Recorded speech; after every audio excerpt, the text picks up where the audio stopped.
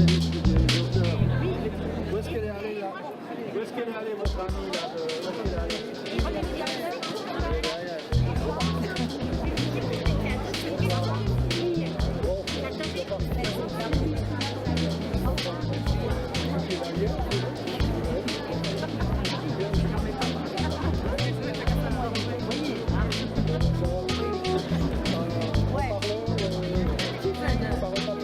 En parleur, qui faisait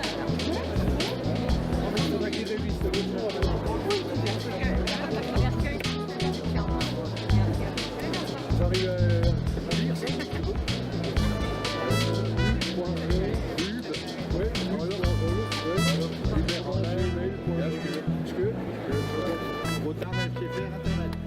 C'est ouvrir la maison. Je vous réponds. Non, c'est des questions bêtes parce que des fois il y a des gens qui sont pas tellement à la hauteur. Voilà. Allez, hop là, c'est parti.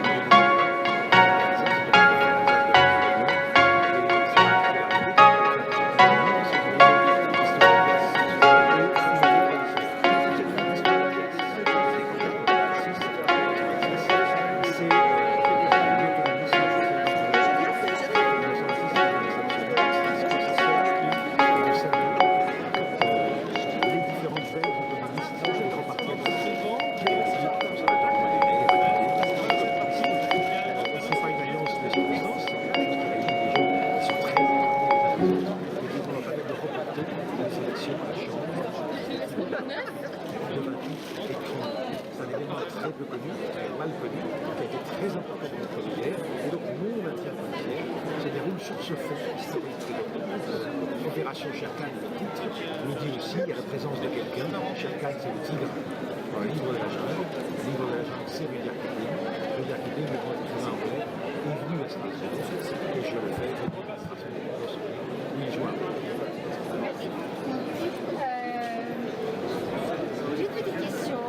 Est-ce que ce livre s'adresse du fait de son thème prioritairement à un lectorat alsacien ou est-ce qu'il peut s'adresser Denis, le chauffeur, a demandé de faire chance à l'accueil. Denis, le chauffeur, a demandé de faire chance à l'accueil. Entre Vaugérin pour lire ce livre, l'autonomisme récent de l'entre-deux-guerres est une réalité qu'on a connue aussi dans d'autres régions, et notamment dans le sud de la France, en Corse, ou alors en Bretagne.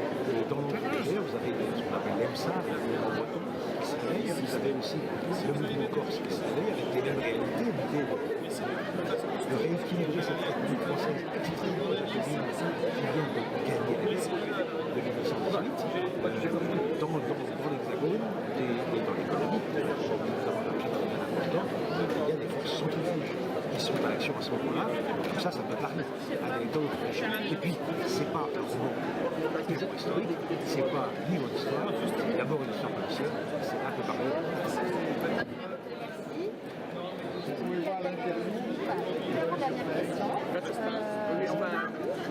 Je sais, pendant plusieurs années, dans quelle mesure l'institution journaliste a-t-il influencé D'abord parce qu'il n'a pas mis la première police, et j'espère à peu près 19 ans. Et la seconde, c'est qu'effectivement, j'ai eu à travailler pendant presque 15 ans sur l'Alsace aujourd'hui, je suis sans parler d'Alsace hier. L'histoire d'Alsace, c'est quelque chose que j'ai beaucoup fréquenté. Alors évidemment, je ne suis pas historien, historien, je l'ai dit, je l'ai commis, je l'ai pris, gentiment, je l'ai pris, mais ça me sert à écrire des histoires. Et donc, il y a un lien direct entre le travail d'un journaliste qui n'expliquait pas une élection européenne comme ça pour la de la même façon, comme vous avez bien compris l'histoire d'Alsace, ou pas. C'est la même chose avec la roman policier. Les miens ont l'ambition modeste, bien entendu, mais de permettre aux gens d'un peu mieux comprendre l'histoire de leur région, ou de la région des activités d'ailleurs, pour mieux comprendre son activité.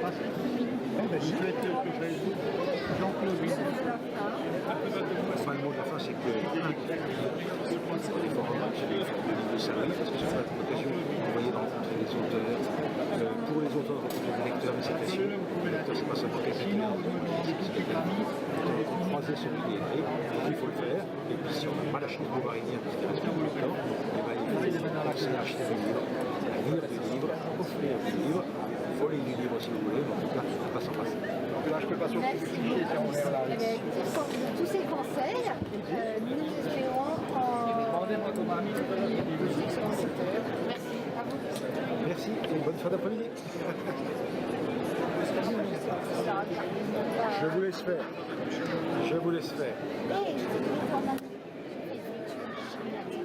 J'en ai eu plein, alors je me suis fait paumer. Écoute, comme j'ai le chèque ici, je regarderai ça et je vais rattraper le coup. Et je vais rattraper le coup. Non, celui-là ne devrait pas être là d'ailleurs. Bon, c'est pas grave. Je sais que j'ai beaucoup envie de faire mais de réfléchir qui reviennent, j'ai tout fait moi dans ma vie. Ok, je t'en ai retrouvé un, il y avait une erreur de pile. Voilà. Vous m'avez demandé Ami. Elle va le faire. Mais on peut voir le résumé. Dès que vous me l'avez envoyé, je vous donne l'accord. On fait Axel, on fait Cannes, parce que Cannes est de là-bas. Cannes est de là-bas. On va le faire. On va amener la même chose.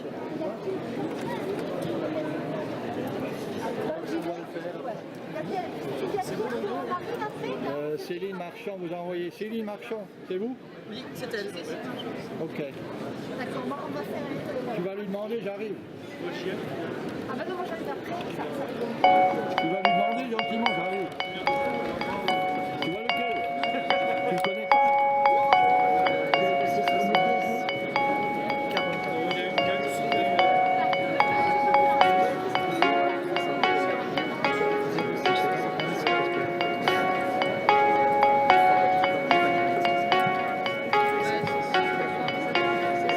Je vous ai confirmé, donc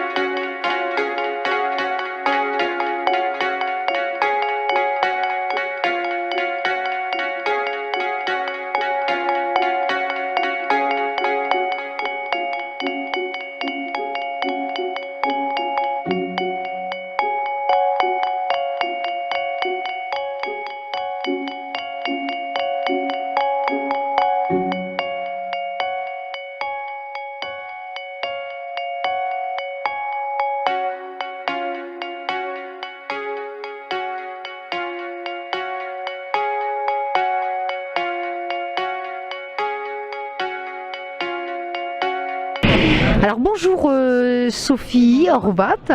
Alors tu nous viens de Paris et c'est ton premier livre, Les quartiers des petits secrets, publié chez Flammarion. Alors, comment est-ce que tu vis la sortie de ce premier livre ? De façon très stressée, c'est une aventure qui commence et bon, c'est pas évident, mais c'est que du bonheur, voilà, et c'est magique. Ce salon en Alsace, c'est ton premier salon et c'est vraiment une belle expérience, c'est des rencontres avec des auteurs, avec des lecteurs, avec les organisateurs qui sont géniaux, qui sont vraiment au taquet et voilà, c'est parfait pour une première expérience, c'est vraiment très enrichissant. Alors ce premier livre, il parle de quoi ? Alors, le point de départ, c'est l'histoire d'une jeune fleuriste à Bordeaux qui travaille sur une petite place de Bordeaux. Donc on va découvrir les habitants.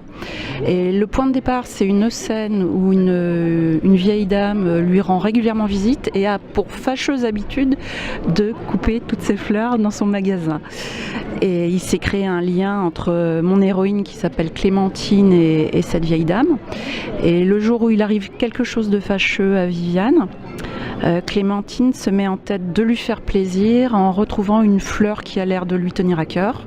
Et c'est le début d'une enquête botanique qui va se transformer en enquête familiale. Très bien, merci. Alors, je pense qu'on laisse un peu le suspense, hein, voilà, parce qu'il ne faudrait quand même pas raconter tout le livre. Et y a-t-il un projet, c'est-à-dire un second livre que tu es en train de nous préparer, voilà, entre deux salons, deux séances de dédicaces. Qu'est-ce que tu nous concoctes, Sophie ? Alors il y a un second roman qui est en ligne actuellement sur Amazon qui s'appelle À l'ombre du grand marronnier et je suis en train de préparer un troisième texte. On verra en fonction du succès de l'accueil qui est voilà ce qui va devenir de la suite de l'aventure. Je vais aussi lui poser des questions. Alors, merci Sophie. Alors, nous avons quelqu'un qui voudrait te poser quelques questions. Une question ? Oh, moi c'était le mot de la fin, mais puisqu'on ne s'arrête pas tout de suite, voilà. Et comme on est en montage, on peut couper. Voilà. J'aimerais savoir, madame, ce que vous faites comme métier de base. Parce qu'aujourd'hui, vous ne vivez pas encore des livres. Non, pas encore. Je suis juriste, mais on va dire que je suis lectrice. D'abord. Juriste et blogueuse. Voilà, je tiens un blog qui s'appelle C'est quoi ce bazar et c'est l'une des raisons pour lesquelles je lis beaucoup et qui m'a donné envie de me lancer à mon tour. Quand vous dites que vous êtes juriste, ça veut dire que vous avez fait une licence en droit, vous travaillez dans un cabinet? Voilà, c'est ça. Mais voilà. Et vous êtes passionné d'écriture? Et c'est le premier livre, j'ai pas tout entendu, c'est le premier livre. Le premier livre, ouais. Et là, vous êtes déjà chez Flammarion. Et oui, c'est un beau début. C'est un très beau. Comment vous avez fait pour être chez Flammarion? J'ai envoyé le texte par la poste. Donc ça leur a plu? Et ça leur a plu. Être chez Flammarion, ça veut dire déjà tirer quand même X exemplaires déjà, au départ. Oui, c'était une belle distribution. Ouais. Bon, on va vous souhaiter le Goncourt ou... Mais au moins qu'ils trouvent ses lecteurs, ça serait déjà formidable. Vous avez mis à peu près combien de temps pour écrire ce livre? 3-4 mois, mais... En dehors de votre boulot? Oui, voilà, 3-4 mois, on va dire. Puis après, il y a les relectures et les corrections. Votre mari n'a rien dit quand vous quittiez la cuisine pour écrire? Quelle horreur. Mon mari n'a pas son mot à dire. Je suis pas littéraire, je pose des questions un peu diverses. Allez. Voilà. Ben écoutez, vous habitez dans la région parisienne? Oui. Eh ben, c'est formidable, hein, félicitations. Hein. Et vous comptez vous mettre en stand-by et en faire votre métier? J'aimerais beaucoup. Voilà. J'aimerais beaucoup. Bon, notre conseiller littéraire va conclure. Alors je vais travailler 2 micros. Comme ça j'ai le micro studio sur l'un.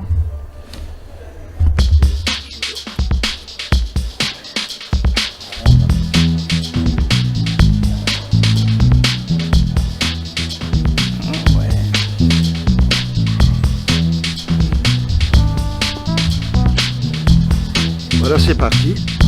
C'est parti sur les 2 écrans. Nous sommes toujours sur Orin TV. Orin TV qui est situé à Kingersheim dans le département 68. Je répète toujours la même chose parce que nous sommes une télé jeune qui ne sont pas encore tellement connus. Aujourd'hui, nous sommes dans le magasin Cultura qui nous a gentiment accueillis. Notre auteur s'appelle Monsieur Jean-Pierre Gonzalez qui est à côté de nous. On a la chance, il était hier sur le salon du livre à Saint-Louis, très beau salon. Et on en a profité pour faire une interview avec lui. Son livre est également vendu dans le magasin Cultura. Il est vendu dans d'autres librairies, mais surtout chez Cultura qui a des rayons extraordinaires. Alors, son livre s'appelle Au-delà du miroir. Et on va lui poser quelques questions. Jean-Pierre, bonjour. Bonjour. Vous êtes alsacien. Vous vivez beaucoup au soleil. Pour écrire, parce que là-bas vous avez plus de facilité quand il y a un peu plus de soleil qu'en Alsace. Et parlez-nous un petit peu de ce roman. Vous en avez déjà fabriqué plusieurs, vous avez écrit plusieurs romans, mais parlez-nous de ce roman aujourd'hui, Au-delà du miroir. Alors, ce roman, il me tient à cœur tout particulièrement, parce que c'est l'histoire de mon beau-père. Toujours la bouche près du micro. Ah, oui. C'est l'histoire de mon beau-père, qui est une gueule cassée et un malgré nous. Tous les Alsaciens savent ce qu'est un malgré nous. Peut-être pas tout le monde. Pas tout le monde, peut-être les jeunes moins.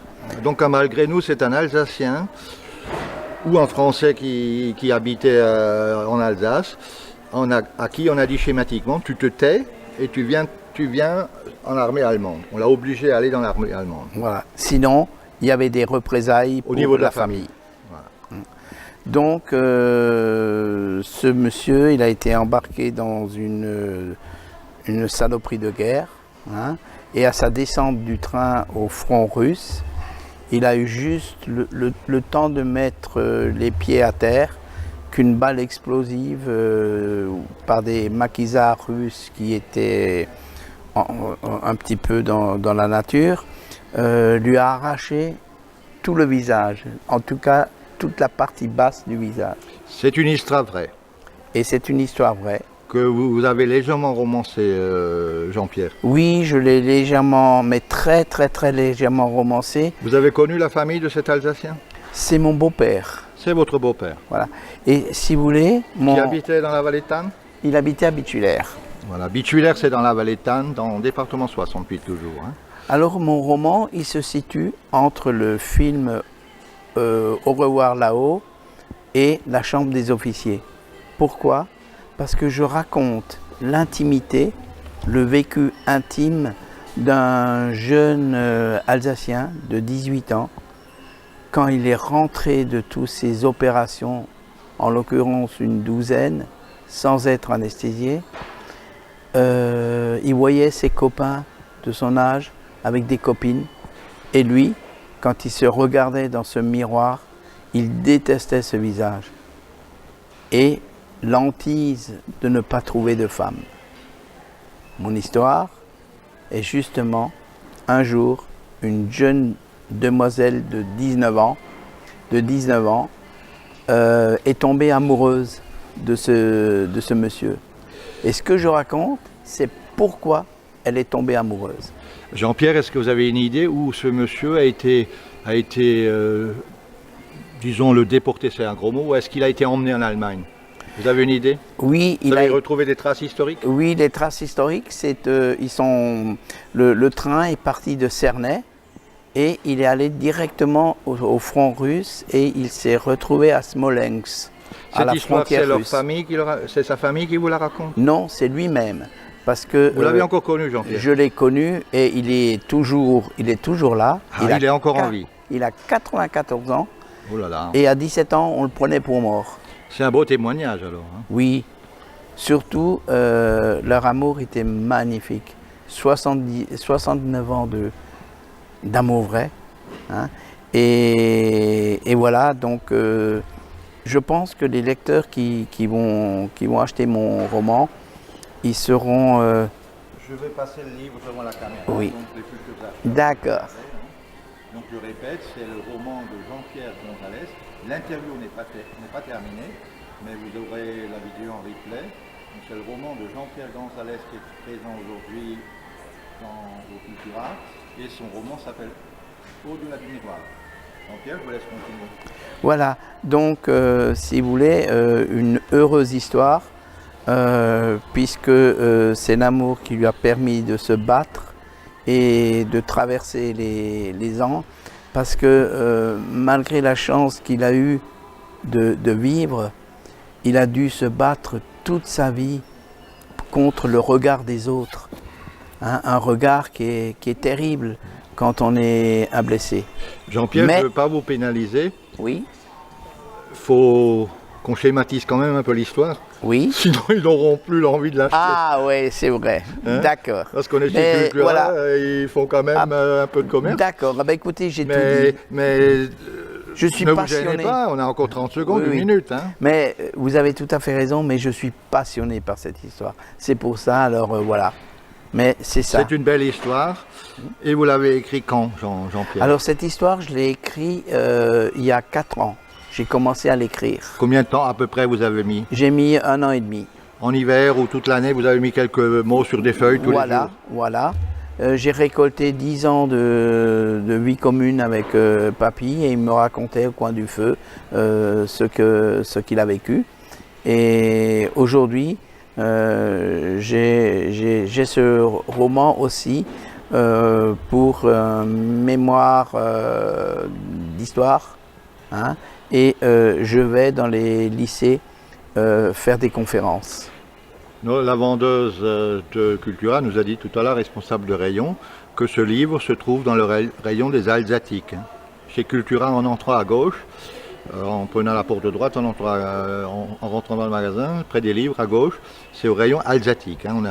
On a vérifié, il y en a plusieurs en stock. Donc vous pouvez tranquillement venir l'acheter, il n'y a aucun problème. Le livre coûte 12 € hein, en rayon. C'est ça, hein? Oui. 12 €.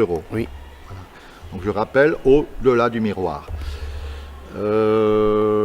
Jean-Pierre, je pense que j'ai, avec toute mon émotion, je pense vous avoir suffisamment dit des choses pour vous donner peut-être l'envie d'en savoir plus. Ça se voit, Jean-Pierre, ça se voit.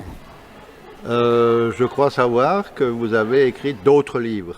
Oui. Qui ne se trouvent peut-être pas aujourd'hui au Cultura, mais qui vont arriver chez Cultura. Oui. Alors, parce que vous travaillez avec ID l'éditeur. Vous pouvez me rappeler le nom du village où est ID éditeur? C'est à Saint-Bernard. À Saint-Bernard, dans le 67. Wertzwiller ou quelque chose comme ça. Dans le 68. 67. Oui. Donc Saint-Bernard dans le département du Bas-Rhin, dans le département 67. Ceux qui étaient au Salon du Livre hier, oui. ID était... ID Édition. Hein. ID Édition, oui. Était hier au Salon du Livre. Oui, et ils sont distributeurs également. Voilà, ils sont distributeurs, donc ils sont dans toutes les très grandes librairies, les bonnes librairies sont présents. Le roman, vous le trouvez, oui, effectivement, dans toutes les librairies. Voilà. Et ce que je voudrais encore ajouter, allez-y Jean-Pierre.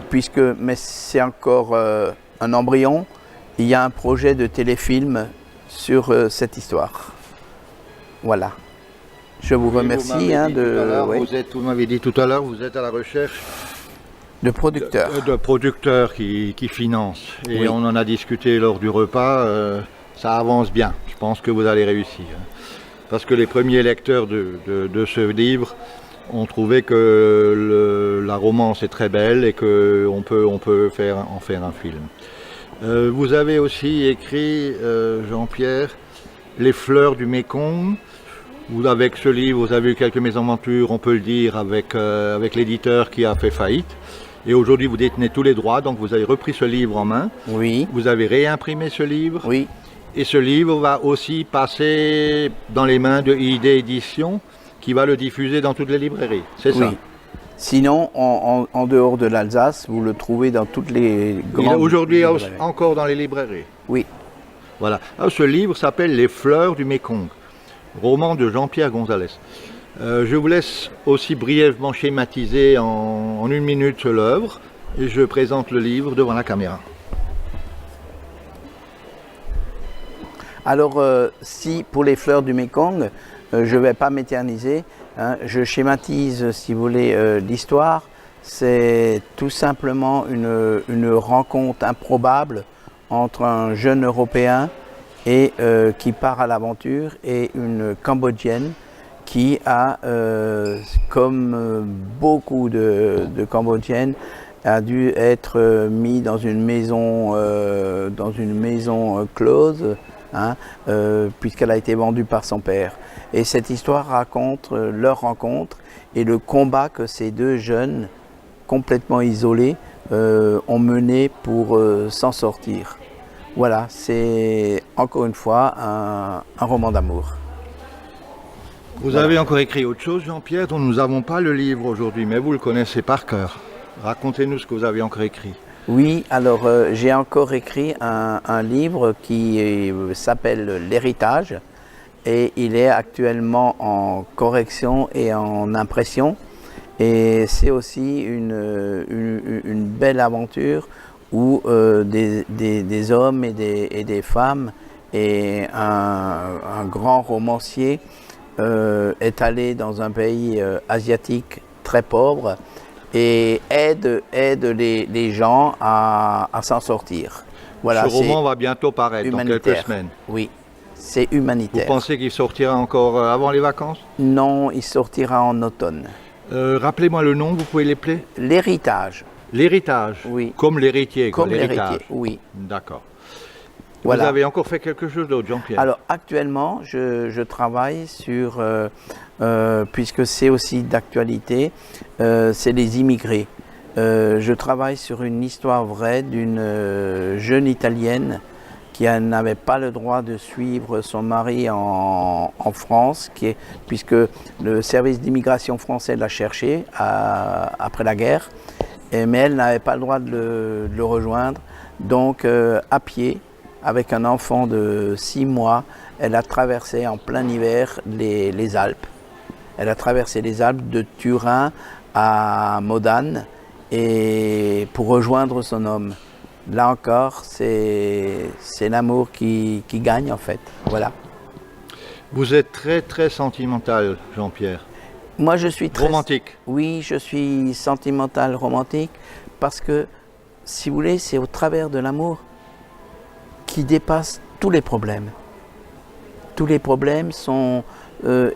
chaque être a une force quand un amour est partagé. C'est aussi un peu l'expérience de votre vie, parce qu'on en a discuté. Comme tout le monde, vous avez passé des moments difficiles, des beaux moments dans votre vie. Au niveau professionnel, vous ne faisiez pas libraire ni écrivain, vous avez assez bien réussi. Mais comme tous les hommes ou les êtres humains qui travaillent tous les jours, vous avez eu des mésaventures. Donc c'est un petit peu la synthèse de votre vie passée. Oui, mais c'est une synthèse qui est commune en fait. Et ma vie personnelle, elle est le reflet finalement de beaucoup de vies. Hein, c'est pas quelque chose d'exceptionnel, mais voilà, ça existe. Ben Jean-Pierre, allez-y, concluez si vous avez encore quelque chose à dire. Non, je remercie cette jeune entreprise Orin de télévision, donc Orin TV, qui me permet d'être un peu plus connu, parce que le grand problème d'un écrivain, c'est de faire connaître son œuvre. Ouais, oui. Écrire, c'est une petite partie puisque ça se fait, mais après c'est de la faire connaître. Et grâce à Orin TV, je suis vu un peu... On va diffuser, je fais moi la conclusion. Donc nous allons mettre tout ça en replay sur YouTube à partir de ce soir. Nous filmons avec 2 caméras pour parler un peu technique. Un est filmé en live sur Facebook avec un téléphone portable de bonne qualité. Et là vous l'avez en live. Mais s'il y a une imperfection, ne vous en faites pas. Nous avons filmé avec une 2e caméra professionnelle que vous ne voyez pas et dont nous allons faire un montage ce soir en HDMI et vous aurez en replay. Voilà, donc merci Jean-Pierre de nous avoir remerciés, c'est la moindre des choses. De toute façon, nous cherchons des auteurs comme vous.